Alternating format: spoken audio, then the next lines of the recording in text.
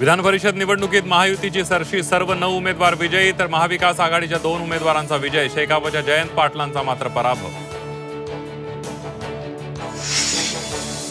विधान परिषद निवडणुकीत भाजपचे पंकजा मुंडे, सदाभाऊ खोत यांच्यासह सर्व 5 उमेदवार विजयी. कार्यकर्त्यांचा जल्लोष. शिंदे पक्षाच्या भावना गवळींचा विजय, तर कृपाल तुमानेंच्या गळ्यातही विजयाची माळ. अजित पवार पक्षाचे राजेश विटेकर आणि शिवाजीराव गर्जे हे विजयी. विश्वासघाती आणि गद्दारांसाठी ट्रॅप लावला होता, त्यांच्यावर कारवाई केली जाईल. काँग्रेस प्रदेश अध्यक्ष नाना पटोलेंचा विरोधात मतदान केलेल्यांना इशारा.